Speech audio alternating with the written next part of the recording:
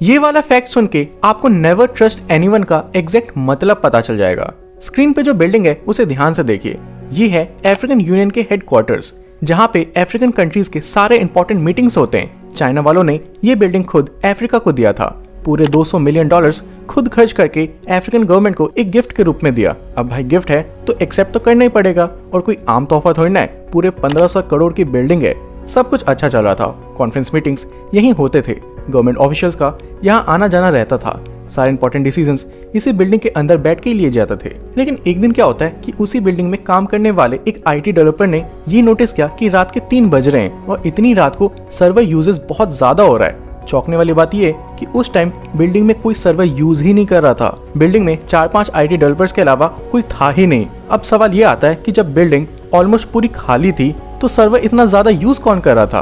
उस बंदे ने उसी वक्त अपनी पूरी टीम को बुलाया और चेक करने पे ये पता चला कि जब चाइना ने इस बिल्डिंग की कंस्ट्रक्शन की थी तब उन्होंने चालाकी से छोटे छोटे कैमरास और माइक्रोफोन्स दीवार और फर्नीचर्स में छुपा दिए थे, और जो भी ये गवर्नमेंट ऑफिशियल्स पूरे दिन बात करते थे वो पूरा रिकॉर्ड होकर रात के 2-3 बजे शंघाई में ट्रांसफर होते थे। दोस्तों, इससे बहुत बड़ी सीख हमें ये मिलती है कि if you are not paying for the product then you are the product. गलती तो यही थी कि अफ्रीका वालों ने 1500 करोड़ की बिल्डिंग को एक गिफ्ट कैसे समझ लिया। ऑब्वियसली इतना बड़ा तोहफा देने का कुछ और इंटेंशन तो जरूर होगा। नंबर 2, इंस्टाग्राम, टिकटॉक, इन सब प्लेटफॉर्म के कंटेंट क्रिएटर्स का करियर अब खतरे में। ये कैसे हो सकता है? और गाइज, ये करियर एक कंप्यूटर जनरेटेड एआई खत्म कर रहा है। अब आप सोच रहे होगे कि यार एआई डांस हुई ना कर सकता है। किसने कहा?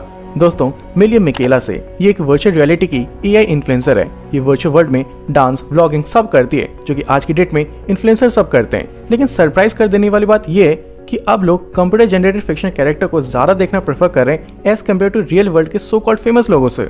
इसके इंस्टाग्राम पे 3 मिलियन फॉलोअर्स हैं, यूट्यूब पे करीबन 3 लाख सब्सक्राइबर्स हैं। दोस्तों, इसमें कोई शक नहीं है कि कुछ सालों के बाद पूरी दुनिया सिर्फ वर्चुअल रियलिटी में एंटरटेन होना पसंद करेगी। और जहां तक बात है करियर खत्म होने की, इसका आइडिया आप इससे लगा सकते हो कि जहां पहले हेलीकॉप्टर द्वारा किए गए एरियल शूटिंग को एक ड्रोन ने रिप्लेस कर दिया, कैश काउंटिंग को खत्म कर दिया इस मशीन ने, और अब रियल ड्राइवर्स को खत्म करेगी टेस्ला की लेटेस्ट टेक्नोलॉजी। यहाँ तक कि ऑक्सफोर्ड यूनिवर्सिटी की एक रिसर्च के अकॉर्डिंग 2030 तक लगभग 2 करोड़ लोग अपनी जॉब खो देंगे, वो भी सिर्फ आर्टिफिशियल इंटेलिजेंस से। दोस्तों, फ्यूचर बहुत एक्साइटिंग होने वाला है ना। नंबर 3, ये तो आपने सुना ही होगा कि यार पैसा सब कुछ नहीं खरीद सकता। ये अमीर से अमीर सेलिब्रिटीज, स्पोर्ट्स पर्सनैलिटीज कितना भी कमा ले, लेकिन वो टाइम को नहीं खरीद सकते। लेकिन अब जो मैं आपको बताने वाला हूँ वो ऐसे बंदे की विश है जो होने में इम्पॉसिबल तो है, लेकिन अपने पैसों की ताकत से वो उसे पॉसिबल बनाना चाहते हैं। दोस्तों, मैं बात कर रहा हूँ जेफ बेजोस की। जेफ बेजोस ने वर्ल्ड के मोस्ट एक्सपीरियंस्ड साइंटिस्ट को कहा है कि भाई मुझे नहीं पता ये कैसे होगा, लेकिन आप कुछ ऐसा करो जिससे मैं कभी भी बूढ़ा ना हूँ।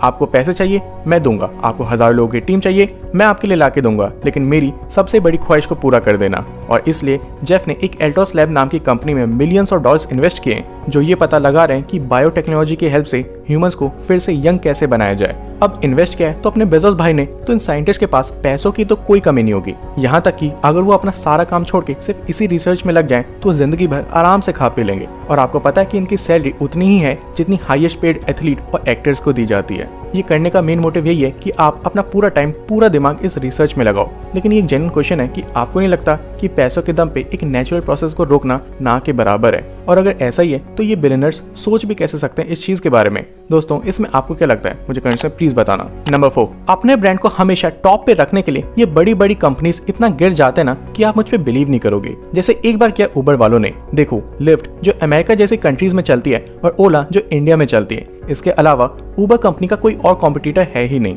तो इन उबर वालों ने क्या किया, अपने कंपनी के ब्रांड एम्बेसडर्स के थ्रू लिफ्ट के एम्प्लॉयज को ये फील करवाया कि आप जहां काम करते हो ना वो जगह ठीक नहीं है, आपको आपकी जॉब से वो लोग कभी भी निकाल सकते हैं, इसलिए आप लिफ्ट छोड़ के उबर ज्वाइन करो। इतना ही नहीं, एक बार तो उन्होंने हद ही कर दी। उबर ने इंटेंशनली अपने हर एक एम्प्लॉय को 3-4 फोन्स गिफ्ट किए और कहा कि तुम लिफ्ट ऐप पे time to time rides book करो और 1-2 मिनट बाद कैंसिल कर दो। इससे होगा ये कि जिन लोगों को एक्चुअली में लिफ्ट ऐप से टैक्सी बुक करनी होगी उनको सारे ड्राइवर्स बिजी दिखेंगे और उन्हें इवेंचुअली उबर ऐप पे ही आना होगा। और दोस्तों, ये घटिया तरीका इन्हें 2 तरीकों से फायदा देके गया। पहला कि कस्टमर्स ने उबर एप्लीकेशन डाउनलोड करना ज्यादा शुरू कर दिया, और दूसरा कि लिफ्ट कंपनी के ड्राइवर्स ने अपनी जॉब छोड़ दी ये सोच के कि यार वहां तो ज्यादा टैक्सी बुक होते नहीं थे, इसलिए चलो उबर को ज्वाइन किया जाए। दोस्तों, ये बहुत इलीगल तरीका है अपने बिजनेस को बढ़ाने का। अब हाँ, आप में से कुछ लोग कहोगे कि यार अगर प्रॉफिट हो ही रहा है तो उसमें सही गलत क्या देखना। अब ये बात भी सही है, लेकिन आपको नहीं लगता कि और दूसरे भी तरीके होते हैं अपने कॉम्पिटिटर से आगे निकलने के लिए? इस इंसिडेंट के ओपिनियंस मुझे कमेंट्स में प्लीज देना। Thank you so much for watching.